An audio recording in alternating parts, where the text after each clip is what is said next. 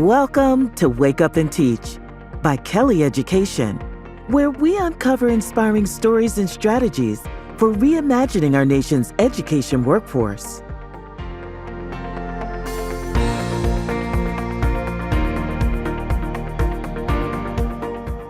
Hello, I'm Nicola Soares, President of Kelly Education, and welcome back to Wake Up and Teach, your front row seat to the future of the education workforce. Today, we're zooming in on a critical challenge, the pressure that K-12 workforce issues place on principals and school leadership in the building itself. While districts and schools focus on attracting and retaining talent, the day-to-day burden of staffing shortages, community building, and workforce resilience often rests on the shoulders of principals. Our guest today is Angela Kelly, a life coach for school leaders and host of the Empowered Principal podcast. Angela works with principals nationwide, helping them tackle the unique challenges of school leadership, from navigating staff shortages to fostering a positive work environment. In this episode, we'll explore how school leaders can rise above burnout, handle unexpected challenges, and build stronger, more resilient schools. Let's get started. Angela, welcome to the show. Thank you. It's such a pleasure to be here with you, and I'm so glad we could reconnect again. Yes, I had such a good time on your podcast, so I'm super excited that you're joining me today. So let's start with your perspective on school leadership amidst such workforce challenges. What are the unique pressures principals face in today's K-12 landscape? That's a great question. I feel like school leaders are always under some level of pressure. As long as I have been in the position or I have coached in this position, we've always had pressure as school leaders when it comes to test scores, when it comes to meeting the diverse needs of a community, of a staff. We also have, some of the unique pressures of being one administrator with many constituents. So we are serving our students, we are serving teachers and support staff, and we're serving the community and the families. And there's one of you and many of them. And that pressure to try and maintain and stay on top of all of the needs of your entire community can feel like you're running a race that you are never going to cross the finish line. So the pressures of the everyday school leader are all of that. Now, on top of that, with the current conditions of education, we're facing potential budget cuts. We're facing potential policy changes. We're also facing potential staffing cuts or resources being limited. And that is adding to the pressure of how do I maintain the same level of integrity and services within my school with less? So that's the question that's been coming up in the spring of 2025 here right now. Yeah, and certainly in my line of work, I see that as well, especially with administrators, even above principals too. And I know that you work with countless leaders and you do a lot of coaching and mentoring. And certainly some of those struggles seem to be common, I think, throughout. But tell me, what have you observed in how principals navigate sort of the unexpected workforce challenges, even beyond with what you've just described? Yes. So in the business of education, we are in the business of humans and we are the business of people. So everything can be unexpected, right? You never know exactly what's going to pop up in any given day. And what I have found lately is that the unexpected is becoming the norm. And so for school leaders, it is about not what is coming up, but who are we being when it happens? So we have to anticipate the unexpected and know that there will be things that come up that we can't anticipate, we can't plan ahead for, we cannot prepare for. But regardless of what it is, whether it is a budget cut or staffing cuts or, just some kind of rearrangement that you did not plan for, it's less about the thing that happened and more about who do I want to be as a school leader in this moment? When I'm being faced with cuts or I'm being faced with the unexpected, how do I want to show up for myself? How do I want to feel regarding this? And how do I want to lead those I'm leading through this situation? So I like to invite district and site leaders to ask of themselves, with all of these changes coming, some are in our control and some are not. But what is definitely in our control is the way that we interpret the situation, the way that we perceive the situation, what we make it mean about us. And it actually gives us the opportunity to level up and be the leader who guides our schools through whatever comes our way, with the trust and faith in our staff and in the supports that we do have, and really leveraging and asking ourselves, how can we stay empowered and how can we stay true to the services we want to provide in our schools, no matter what resources we have available to us. Yeah, and I love what you're saying, because resiliency is going to be key. I think on a sort of a related note, when we talk about leadership turnover, we know that this is incredibly high, especially with building principals. And I think some of the most recent stats I've seen, only about 80% of public school principals kind of remaining in their roles year to year. Of course, that's according to some of the most recent stats out of the National Center for Education Statistics. Why do you think leadership retention is so challenging right now? And how is this impacting our schools? It breaks my heart to hear those stats. I know that they're out there. And what I find the most disheartening for the school leaders is that they don't believe that they have the capacity within themselves to handle whatever comes their way. They got into the position with a vision, with hopes, with dreams of creating influence and impact to support students, to support teachers.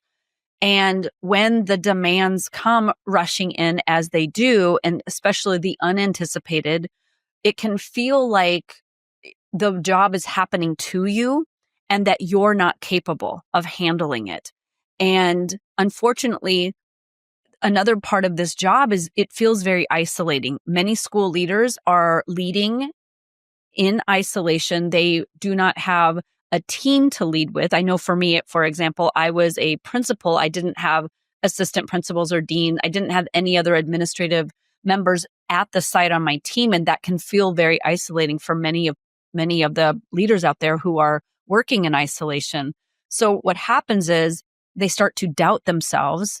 And if they're getting any external criticism or judgments or feedback, or listening to what society has to say and taking in those opinions and valuing them more than they value their own opinion of themselves, they're going to find themselves in a position where they don't believe that they're capable and that it's best for them to step out. So a lot of it comes down to their leadership identity. Who am I as a leader? What do I believe I'm capable of? And do I believe I'm the person who can expand my capacity to lead through these new challenges that are coming our way?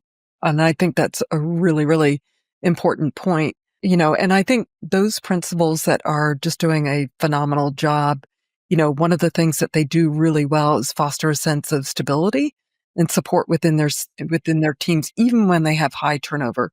I mean, what sort of strategies would you recommend for principals that are kind of faced with that, in terms of being able to, like I just said, foster that sense of stability and support for their teams? Yes, that's a great question. So for the leaders out there who are in doubt at any way, if you're doubting yourself or you're doubting your ability to hang on, your ability to be resilient, you're feeling like you're at capacity emotionally, mentally, physically, in all of the ways you're feeling fatigue, you're feeling exhaustion. One of the things I invite my clients to do is to, just for a moment, I know you're looking at all of the things that you didn't quite get done on your to-do list, the things you have to do. We're always looking at the what hasn't been done yet, what hasn't been accomplished. And we want to look at those things so we can develop a plan. But what we also want to do is give equal airtime to what we have been able to accomplish, what we are getting done, where we are being intentional, and really, really cultivating the connections. Because what I have found to be true is that when school leaders feel connected with somebody else, when they have a friend, a colleague, a mentor, a coach, when they have somebody to talk with and to speak about how they're feeling, what's coming up for them, the decisions they need to make, the actions they need to take, when they feel some sense of community or collaboration, your resilience goes up way higher. So for any principals out there, if you're feeling alone and you're feeling in doubt, take a moment to actually write down all the things you've accomplished, what you are proud of, what feels good about your job. What are the relationships and the connections that you adore, that you love, that you cherish, that you have fun being with, the people that you enjoy being with? And what you'll see is that our brain wants to always default to what isn't working and what doesn't feel good because we're trying to fix it, right? When we don't feel good, we're like, let's fix this and make it better. But we have to remember all of the things that are good. And I promise you guys, you are doing it right. You're getting up every day. And even though you don't hear it from your colleagues or your teachers, we are so proud of you. We're so grateful for you. You are showing up 110% every day. And you have to be able to look in the mirror and tell yourself that. So really, I feel like what this is about, Nicola, is our ability to tether ourselves and ground ourselves, which is what resilience is, right? With our own values, our own belief systems, and to value our opinion of ourselves and to trust ourselves that we have this and we're doing the very best we can, and to look at what is working as much as we're looking at what we need to work on still or what we haven't quite accomplished just yet. No, I love that. And Angela, I know you're a big advocate for self-care, especially for our school principals. So I think those are some really amazing perspectives on that. So just kind of changing gears here a little bit, communication. We know that communication is a huge part of being a principal. How would you guide principals in balancing the needs of their staff, their students, and district leaders while maintaining transparency as well? Yeah, communication is connection, right? And so if you think of communication as a form of connection, there's different ways to communicate, but the goal of the communication is connection because it's informing people, and when people feel informed, they feel connected.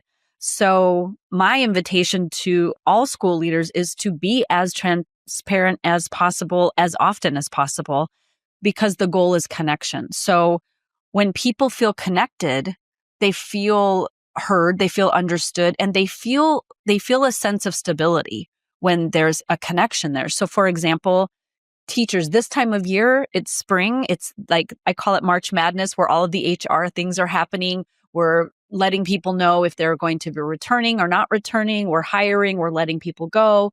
We are reassigning or assigning people positions for next year. There's a lot of anxiety right now.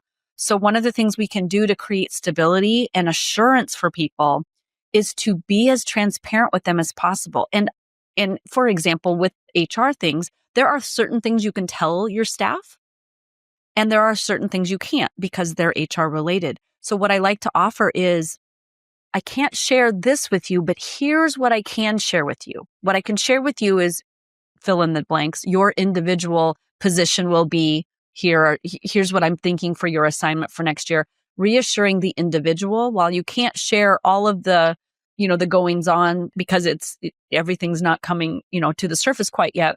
I like to say to people, I can't share this with you, honesty and transparency, but here's what I can: connection, reassurance, and sharing with people the information that will give them calm and reassurance, and doing that as soon as possible. There's no need to have people suffering, waiting, wondering. If there's information to share, go ahead and share it with them to the best of your ability. And if you're unsure, always ask for guidance and support. What can I share? What can I not share?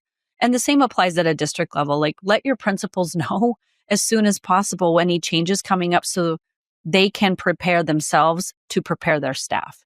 That is great advice. So I am curious, Angela, with the emergence of podcasts like your podcast, The Empowered Principal, how have you seen storytelling and shared experiences impact the leadership community? I feel it is bringing us all together. This conversation that we're having now and the conversation we had earlier on the Empowered Principal podcast is bringing educators together. In a time when the pandemic hit and we were all so isolated and we all had to pivot and redirect ourselves and how we connect with people, what we have found is connection matters. and people matter, and how we feel matters. And so when we talk about communication being connection, the reason we value connection so much as an individual, as people, is based on the way it makes us feel. It makes us feel safe. And it's an innate need. It's a desire that we all have universally, is to feel safe, to feel secure, to feel belonging, a sense of purpose and belonging.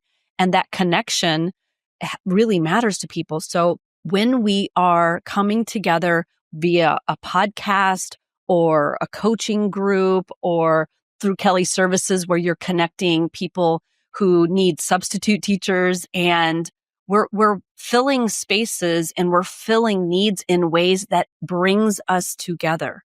And it's such a beautiful thing, technology, where we can have this conversation miles apart and feel the connection between the two of us here on this podcast and with the entire audience listening.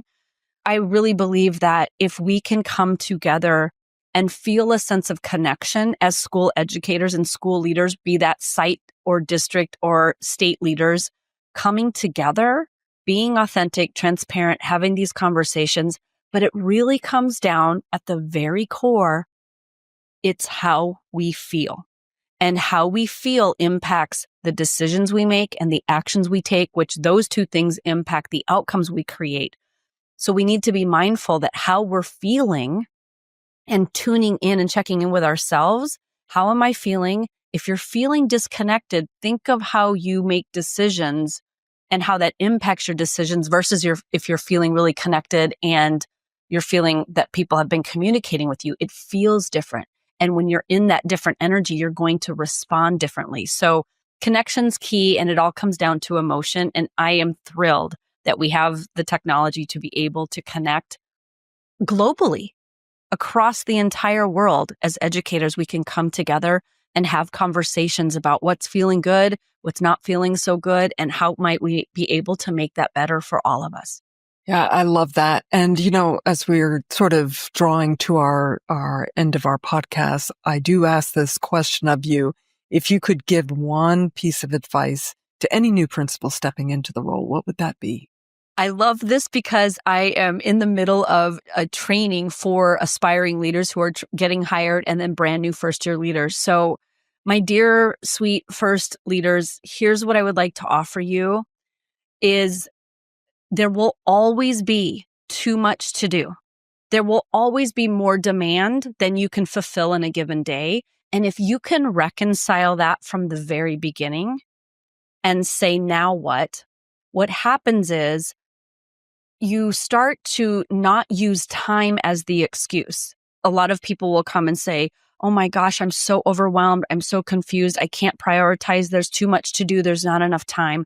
If we reconcile the truth of that, and then we get to say, this challenge of time becomes the opportunity for me to step into the version of me as a leader that learns how to prioritize, learns how to triage, learns how to balance my work and my life, and my personal life and my professional life, that learns how to actually plan and prepare and navigate my calendar in a way that time isn't my boss. I tell time what I do with it. And being the leader that is truly empowered and stepping into our empowerment, where time isn't the issue and the lack of resources are no longer the issue. It's we get the opportunity as a leader. And by the way, you guys, when you stepped into leadership and you said, yes, I want to move from teaching to school leadership, what you decided was to have to up-level personally and professionally. So it's an invitation to expand your capacity to learn, to lead, and to live your life in a more expanded form. I feel like school leadership is the invitation to personal evolution, because you have to become a bigger version of yourself to navigate an entire school calendar, to manage this many people, to come in with all of these diverse opinions and needs and perspectives. And you are capable. So number one, get support. Don't do the job in isolation, particularly in year one. Reach out to your colleagues, to your district leaders. You can hire a mentor or a coach, but get the support you need. And even if it's just to listen to this podcast right here every single week, to feel the connection between the airwaves, you're not alone. There are thousands of us out here doing this work, and we are here to help you and support you and to listen to your pain points, your struggles, but also to cheer you on. So get support, but just know there is going to be too much to do. You will be overwhelmed. And it's not about that. It's about who you want to be in response to the overwhelm. I love that. And Angela, I've often thought that teachers are sort of the head learners of their classrooms, where I think building principals are the head learners of their communities. And to be able to create that sense of belonging within that community, I think is absolutely paramount. I loved everything you had to say today, and I enjoyed our previous conversation. If a listener or if somebody wanted to know a little bit more about how to access the Empowered Principal podcast, where would they go? How would they access that if they wanted to share that? Yeah, you can access the Empowered Principal podcast on any platform that you listen to. Apple Podcasts. You can go to my website, angelakellycoaching.com. You can just Google the Empowered Principal and it will pop up. It's out there. So you can find that. And if you're interested in more, I will share links and information and free resources in the show notes of this podcast so that you can easily access any information that you would like if you want to continue listening to the Empowered Principal podcast or this show too. Like, shout out to this show, because what Kelly Services are doing is a miracle. It's a magic service that every school leader needs. And we shouted it from the rooftop on the Empowered Principal podcast, but I want to say it again here. It's such a needed service. And I'm so honored that I have met you to be able to direct people to Kelly Services, because there are so many people out there that don't know what to do because they don't have the staffing they need, and your company can provide that for them. So I just want to say that to the listeners. If you didn't catch that the first time, make sure you're hearing it here. If you need services, please reach out to Kelly Services. They're doing a phenomenal job. Thank you, Angela. You are so kind. And I think equally of the podcast and the contribution that you're making as a coach as well. So, but I just want to say thank you so much for joining me today. It's been a pleasure, and can't wait to hear what else you're going to be involved with in the near future. So thank you so much. Thank you for having me. It was such a pleasure to be here.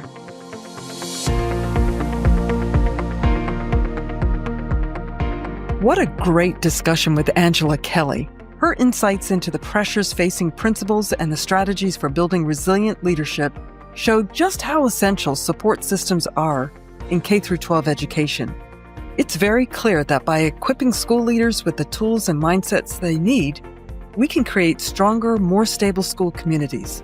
Thank you so much for tuning in to Wake Up and Teach. If you enjoyed today's episode, please be sure to subscribe, rate, and leave us a review. We'll be back soon with more discussions on the future of education and the strategies that are making a difference in classrooms across the nation. Until then, I'm Nicola Soares, and I look forward to having you with us again on Wake Up and Teach. Take care.